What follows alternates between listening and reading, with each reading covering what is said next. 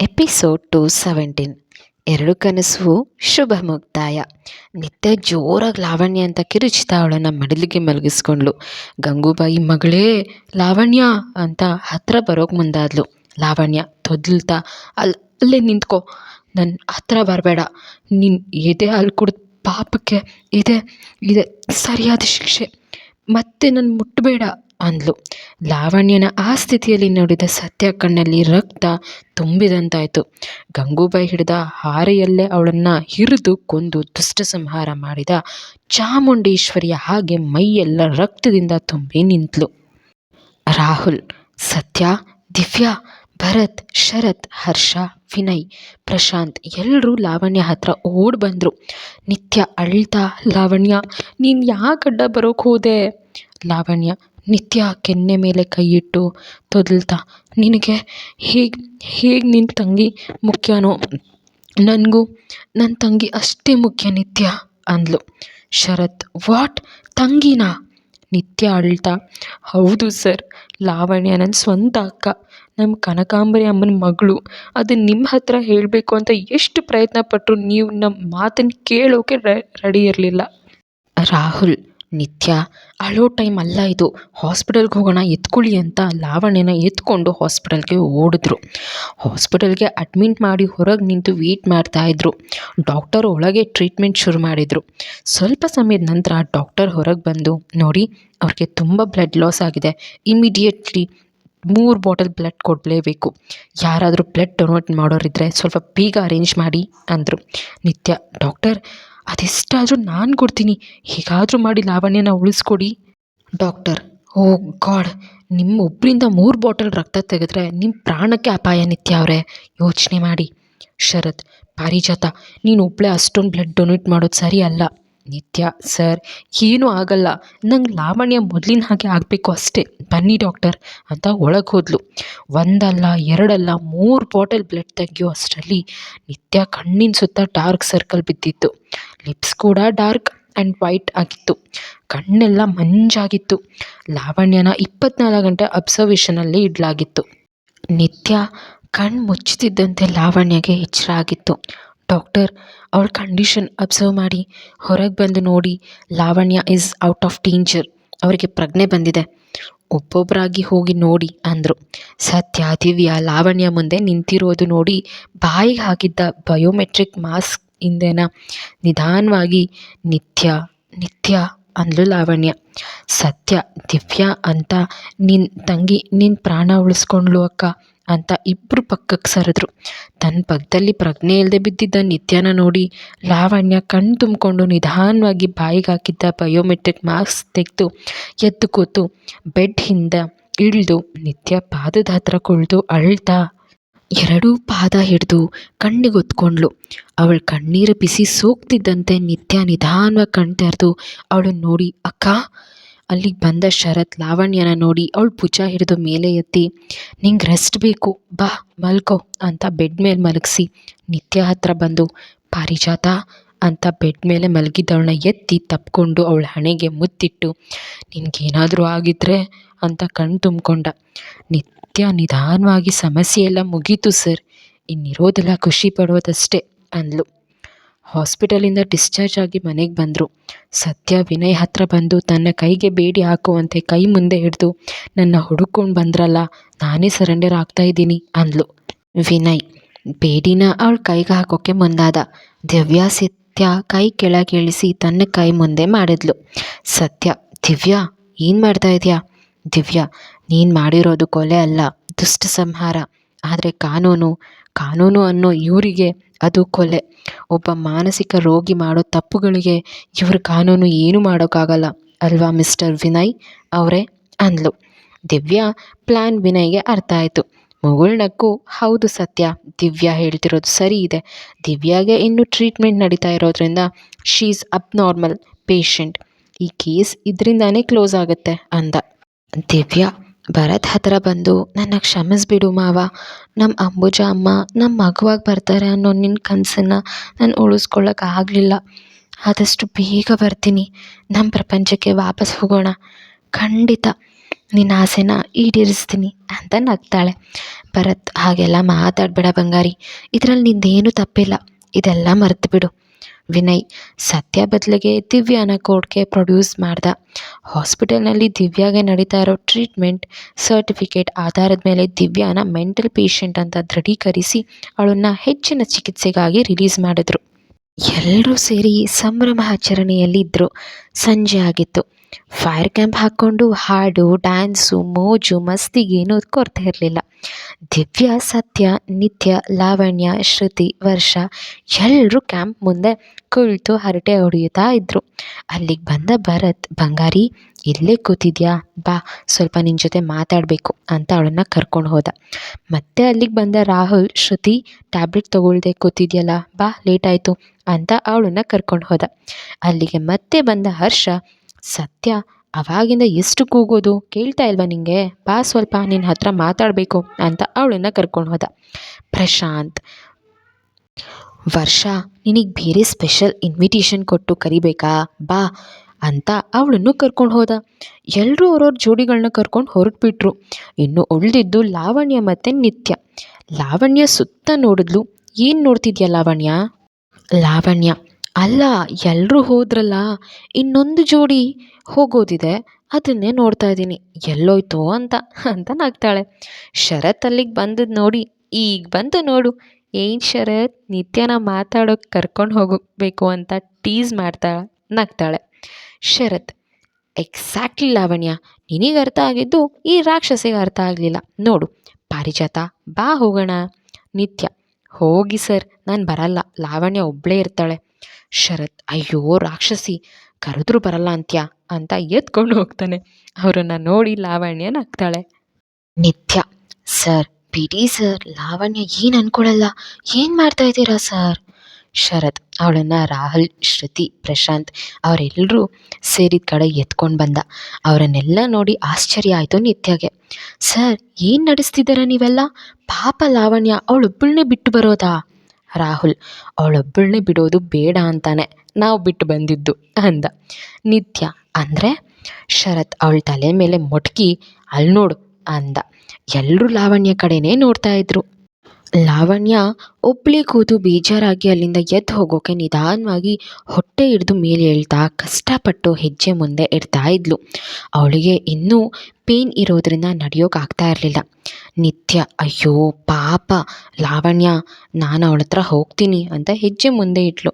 ಸತ್ಯ, ಏಯ್ ನಿಂತ್ಕೊಳೆ ಪುಣ್ಯಕೋಟಿ, ನೋಡು ಅಲ್ಲೇನಾಗುತ್ತೆ ಅಂತ ನಕ್ಕಳು. ಲಾವಣ್ಯ ಮುಂದೆ ಹೆಜ್ಜೆ ಇಡ್ತಾ ಸ್ಲಿಪ್ಪಾಗಿ ಬೀಳೋಕೆ ಮುಂದಾದ್ಲು. ಅಷ್ಟರಲ್ಲಿ ವಿನಯ್ ಅವಳನ್ನು ಹಿಡ್ಕೊಂಡ. ಲಾವಣ್ಯ ಅವನ್ನೇ ನೋಡ್ತಾ ನಿಂತಳು. ವಿನಯ್, ನಿಮ್ಮನ್ನು ಬೀಳೋಕೆ ನಾನು ಬಿಡಲ್ಲ ರೀ, ಈಗಲೂ ಕೇಳ್ತಾ ಇದ್ದೀನಿ, ನೀವು ನನ್ನ ಜೊತೆ 7 ಹೆಜ್ಜೆ ಹಾಕಿದ್ರೆ ನಾನು ನಿಮ್ಮ ಜೊತೆ ಲೈಫ್ ಲಾಂಗ್ ಹೆಜ್ಜೆ ಹಾಕ್ತೀನಿ. Will you marry me? Lavanya, ಅಲ್ಲ ಅದು ನನ್ನ ಬ್ಯಾಕ್ಗ್ರೌಂಡ್. ವಿನಯ್, ನನಗೆಲ್ಲ ಗೊತ್ತು, ಹಳೇದೆಲ್ಲ ಮರೆತು ನನ್ನ ಜೊತೆ ಹೊಸ ಲೈಫ್ಗೆ ರೆಡಿಯಾಗಿ ಸಾಕು. ನಿತ್ಯ, ವಿನಯ್ ಅಂತ ಶಾಕ್ನಲ್ಲಿ ನಿಂತಿದ್ಲು. ಹರ್ಷ, ಹೌದು ಸಿಸ್ಟರ್ ಇನ್ ಲಾ, ಆ ನನ್ನ ಮಗ ಲಾವಣ್ಯನ ಪ್ರೀತಿಸ್ತಾ ಇದ್ರು ಹೇಳೇ ಇರಲಿಲ್ಲ ನೋಡಿ, ಈಡಿಯಟ್ ಅಂತ ನಗ್ತಾನೆ. ವಿನಯ್, ಹೇಳು Lavanya, will you marry me? ಲಾವಣ್ಯಗೆ ಅವಳ ಫಾಸ್ಟ್ ಗೊತ್ತಿದ್ರು ಮದುವೆ ಆಗ್ತೀನಿ ಅಂದ ವಿನಯ್ ಮಾತು ಕೇಳಿ ಮನಸ್ಸು ತುಂಬಿ ಬಂತು. ಅಂತ ತಲೆ ಆಡಿಸಿದ್ಲು. ವಿನಯ್ ಅವಳನ್ನು ಎತ್ಕೊಂಡು thank you Lavanya and I love you ಅಂದ. ಎಲ್ಲರೂ ಕ್ಲಾಪ್ಸ್ ಮಾಡ್ತಾ ಅಲ್ಲಿಗೆ ಬಂದರು. ಅಂತೂ ಮತ್ತೊಂದು ಜೋಡಿ ಒಂದಾಯ್ತಲ್ಲ ಅಂತ ನಗ್ತಾರೆ. ಮಾರನೇ ದಿನ ದಿವ್ಯಾ, ಭರತ್ ಇಬ್ಬರು ಹೊರಟು ನಿಂತರು. ಸರಿ ನಿತ್ಯ ಅಕ್ಕ, ನಾವಿನ್ನು ಹೊರಡ್ತೀವಿ ಅಂದ್ಲು ದಿವ್ಯಾ. ನಿತ್ಯ, ಎಲ್ಲಿಗೆ? ದಿವ್ಯಾ, ನಮ್ಮ ಶುಂಠಿ ಕೊಪ್ಪಗೆ. ನಿತ್ಯ ಮನಸ್ಸಲ್ಲಿ ಏನೋ ಒಂದು ಪ್ರಶ್ನೆ ಹುಟ್ಟಿತು. ಸರಿ ದಿವ್ಯಾ, ಹುಷಾರು. ಶರತ್, ನಿತ್ಯ ಇಬ್ಬರು ದಿವ್ಯಾ ಭರತ್ ಜೊತೆಗೆ ಬಾಗಿಲು ತನಕ ಬಂದು ಬೀಳ್ಕೊಡ್ತಾ, ಭರತ್ ನಿಮ್ಮ ಹತ್ರ ಒಂದು ಮಾತು ಕೇಳ್ಬೋದಾ? ಭರತ್, ಕೇಳಿ ನಿತ್ಯ ಅವರೇ. ನಿತ್ಯ, ಅವತ್ತು ನೀವು ಫೈಟ್ ಮಾಡ್ತಾ ಶರತ್ ಸರ್ನ ನಮ್ಮ ಅಣ್ಣ ಅಂದ್ರಲ್ಲ, ಹೇಗೆ? ದಿವ್ಯಾ, ಭರತ್ನ ನೋಡಿ ಅಂದರೆ ನೀನು ಆ ಗಿಫ್ಟ್ ನೋಡಿದ್ಯಾ ಮಾವ? ಭರತ್, ಹೌದು ಬಂಗಾರಿ ಅಂದ. ಶರತ್, ಗಿಫ್ಟಾ? ಏನು? ಭರತ್, ಹಾಗೆ ಹೇಳೋಕ್ಕೂ ಗಿಫ್ಟ್ ಏನು ಸಂಬಂಧ? ದಿವ್ಯಾ, ಸಾರಿ ಶರತ್ ಸರ್, ಇದು ನಾವು ಯಾರಿಗೂ ಹೇಳೋ ಹಾಗಿಲ್ಲ, ಯಾಕಂದರೆ ನಾವು ಅಂಬುಜಾಮ್ನಿಗೆ ಮಾತು ಕೊಟ್ಟಿದ್ದೀನಿ ಅಂದ್ಲು. ನಿತ್ಯ, ದಿವ್ಯಾ, ನಾವು ಯಾರಿಗೂ ಹೇಳಲ್ಲ, ಅದೇನು ಅಂತ ಹೇಳು. ದಿವ್ಯಾ ಭರತ್ ಮುಖ ನೋಡಿಕೊಂಡು, ನಿತ್ಯ, ಇದರಿಂದ ನಿಮ್ಮ ಮನೆಯಲ್ಲಿ ಮನಸ್ತಾಪ ಆಗುತ್ತೆ, ಬಿಟ್ಬಿಡು. ನಿತ್ಯ, ಈಗ ಹೇಳ್ತೀಯಾ ಇಲ್ವಾ ದಿವ್ಯಾ? ದಿವ್ಯಾ ನಿಟ್ಟುಸಿರು ಬಿಟ್ಟು, ಸರಿ ಹೇಳ್ತೀನಿ ಕೇಳು. ನಮ್ಮ ಮಾವ ಸಿಂಗಲ್ ಪೇರೆಂಟ್ ಮಗ ಅಲ್ಲ. ನಮ್ಮ ಮಾವ ಮತ್ತು ಶರತ್ ಸರ್ ಅಣ್ಣ ತಮ್ಮ. ಶರತ್ ಭರತ್ನ ನೋಡಿ, no, how is this possible? Bharath, ಹೇಗೆ ಅಂದರೆ ಹೀಗೆ ಅಂತ ತನ್ನ ಕೊರಳಲ್ಲಿ ಶರತ್ ಫ್ಯಾಮಿಲಿಗೆ ಸಂಬಂಧಪಟ್ಟ ಚೈನ್ ತೋರಿಸ್ದ. ಶರತ್ ಅದನ್ನು ನೋಡಿ ತನ್ನ ಕೊರಳನ್ನು ನೋಡಿಕೊಂಡ. ದಿವ್ಯಾ, ಹೌದು ಸರ್, ನಿಮ್ಮ ತಂದೆನೇ ನಮ್ಮ ಮಾವನ ತಂದೆ. ಇದನ್ನು ಕೇಳಿ ನಿಮಗೆ ಶಾಕ್ ಆಯಿತು ನೋಡಿದ್ರಾ? ಅದಕ್ಕೆ ನಾನು ಬೇಡ ಅಂದಿತ್ತು. ಈ ಜಗತ್ತಿಗೆ ನಮ್ಮ ಮಾವ ಅಂಬುಜಾ ಅಮ್ಮನ ಮಗ ಅನ್ನೋದಷ್ಟೇ ಗೊತ್ತಿರೋದು. ಇದು ನಮ್ಮ ಜೊತೆಗೆ ಉಳಿದು ಬಿಡಲಿ. ನಿತ್ಯ, ನಿಮ್ಮ ಮನೆಯವ್ರಿಗೆ ಹೇಳಿಬಿಡಿ, ನಾನು ಸುಮತಿ ಅಮ್ಮನ ಕೈ ತುತ್ತು ತಿಂದಿದ್ದೀನಿ, ಅವ್ರಿಗೆ ನೋವಾಗೋದು ಬೇಡ. ನಿಮ್ಮ ತಂದೆ ಮೋಸ್ಕಾರ ಅಲ್ಲ ಸರ್, ನಮ್ಮ ಅಂಬುಜಾ ಅಮ್ಮನ ಪ್ರೀತಿಗೆ ಅವರು ನಮ್ಮ ಮಾವನ ಗಿಫ್ಟ್ ಕೊಟ್ಟಿದ್ದಾರೆ ಅಷ್ಟೆ. ಇದನ್ನು ಇಲ್ಲಿಗೆ ಬಿಟ್ಬಿಡಿ, ಬಾ ಮಾವ ಹೋಗೋಣ ಅಂದ್ಲು. ಶರತ್ಗೆ ಅವನನ್ನು ತಮ್ಮ ಅನ್ನೋ ಅಕ್ಕರೆ ಉಮ್ಮಳಿಸಿ ಬಂತು. ಭರತ್ ಅಂತ ಅವನನ್ನು ಗಟ್ಟಿಯಾಗಿ ತಪ್ಕೊಂಡ. ಭರತ್, ಡೋಂಟ್ ಫೀಲ್ ಬ್ಯಾಡ್ ಶರತ್, ನಮ್ಮ ಸಂಬಂಧ ಹೀಗೆ ಇರುತ್ತೆ ಅಂತ ಅವರು ಶುಂಠಿ ಕೊಪ್ಪಗೆ ಹೊರಟರು. ವರ್ಷಗಳ ನಂತರ ಮನೆಗೆ ಮರಳಿದ ಅಳಿಯ ಮಗಳನ್ನು ನೋಡಿ ರತ್ನಮಾಲಾ ಅವರು ಪಟ್ಟ ಖುಷಿಗೆ ಪಾರವೇ ಇರಲಿಲ್ಲ. ಎಲ್ಲರೂ ಖುಷಿಯಿಂದ ಲಾವಣ್ಯ, ವಿನಯ್ ಮದುವೆನ ಶುಂಠಿ ಕೊಪ್ಪದಲ್ಲಿ ಅದ್ದೂರಿಯಾಗಿ ಮಾಡಿದ್ರು. ಲಾಯರ್ ಉಮಾಪತಿ, ಶಾಮಣ್ಣ, ಲಕ್ಷ್ಮಿ ಮತ್ತು ಕನಕಾಂಬರಿಯ ಫೋಟೋ ಮುಂದೆ ಸತ್ಯ, ನಿತ್ಯ, ಲಾವಣ್ಯನ ನಿಲ್ಲಿಸಿ, ಶಾಮಣ್ಣ, ಇವತ್ತು ನೀನು ಇರಬೇಕಿತ್ತು. ಇಷ್ಟು ವರ್ಷದ ನಂತರ ನಿನ್ನ 2 ಕನಸು ಒಂದಾಗೋದ್ರ ಜೊತೆಗೆ ನಿನ್ನ ಕನಕಾಂಬರಿಯ ಮಗು ಕೂಡ ಬದುಕಿದೆ ಅಂತ ಆನಂದ ಬಾಷ್ಪ ಸುರಿಸಿದ್ರು. ಮೂವರು ತಮ್ಮ 23ನೇ ಜನ್ಮದಿನವನ್ನು ಶುಂಠಿ ಕೊಪ್ಪದಲ್ಲಿ ಕನಕಾಂಬರಿ ನಿಲಯದಲ್ಲೇ ಅಪ್ಪ ಅಮ್ಮನ ಫೋಟೋ ಮುಂದೆ ಆಚರಿಸ್ಕೊಳ್ತಾ ಇದ್ರು. ಅಲ್ಲಿಗೆ ಬಂದ ಭರತ್, ದಿವ್ಯಾ, ನಿತ್ಯ, ಸತ್ಯ, ನನ್ನ ಬಿಟ್ಟು ಸೆಲೆಬ್ರೇಟ್ ಮಾಡ್ತೀರಾ ಅಂತ ಅಂದ್ಲು. ನಿತ್ಯ, ನೀನಿಲ್ಲದೆ ಈ ಕಥೆನೇ ಮುಗಿಯಲ್ಲ, ಬಾ ಅಂತ 4 ಜನ ಸೇರಿ ಕೇಕ್ ಕಟ್ ಮಾಡಿ ಸೆಲೆಬ್ರೇಟ್ ಮಾಡಿದ್ರು. ಒಬ್ರಿಗೊಬ್ರು ಕೇಕ್ ತಿನ್ನಿಸ್ತಿರುವಾಗ ನಿತ್ಯಗೆ ತಲೆ ಸುತ್ತ ಬಂದುಬಿದ್ಲು. ಶರತ್, ಪಾರಿಜಾತ ಅಂತ ಅವಳು ಕೆನ್ನೆ ತಟ್ಟಿ ಎಬ್ಬಿಸ್ದ. ಲಾಯರ್ ಉಮಾಪತಿಯವರು ಅವಳ ಕೈ ಹಿಡಿದು ನೋಡಿ, ಇನ್ಮೇಲೆ ಗಾಬರಿ ಬೀಳೋದೇನೋ ಇಲ್ಲ, ಖುಷಿ ಆಚರಣೆ ಮಾಡೋದೆ, ನೀನು ತಂದೆ ಆಗ್ತಾ ಇದೆಯಾ ಕಣಪ್ಪ ಶರತ್ ಅಂದರು.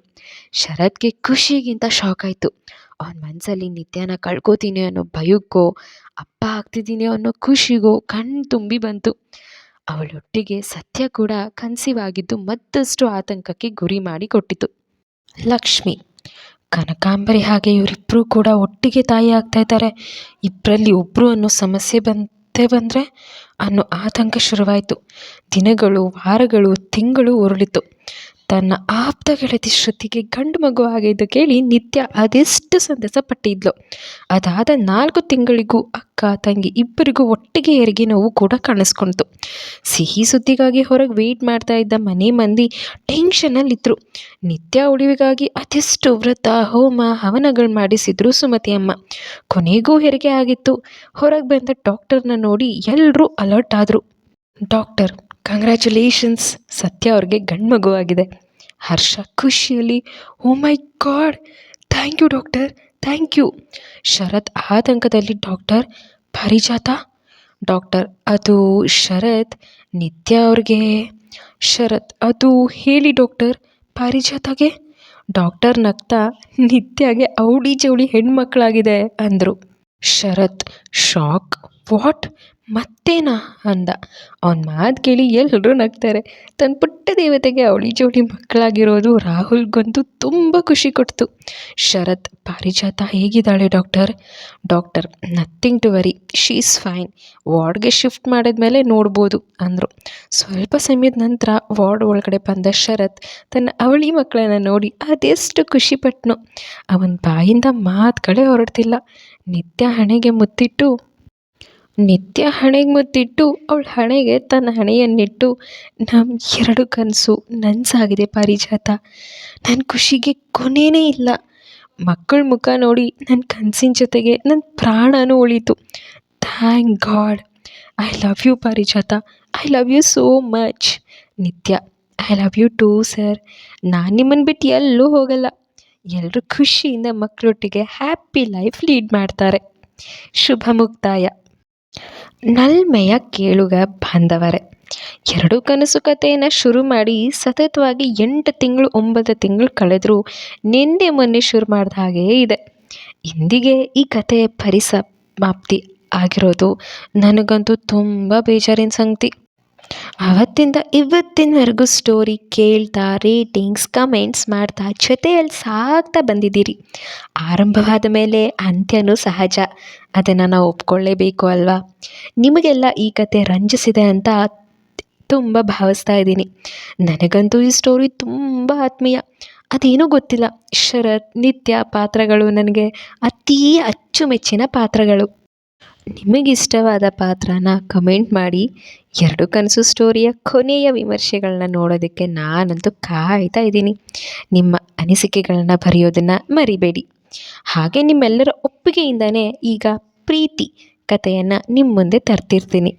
ತುಂಬ ಜನಕ್ಕೆ ನಾನು ಕೊಟ್ಟಿದ್ದ 2 ಆಪ್ಷನ್ ನಾಗಿನಿ ಹಾಗೆ ಪ್ರೀತಿ. ಈ 2 ಆಪ್ಷನ್ನಲ್ಲಿ ತುಂಬ ಜನರು ಆಯ್ಕೆ ಮಾಡಿರೋದು ಪ್ರೀತಿ ಕಥೆಯನ್ನು. ಅದಕ್ಕೂ ಇದಕ್ಕಿಂತ ಹೆಚ್ಚಾಗಿ ಪ್ರೋತ್ಸಾಹ ಕೊಡಿ ಅಂತ ಕೇಳ್ಕೊಳ್ತೇನೆ.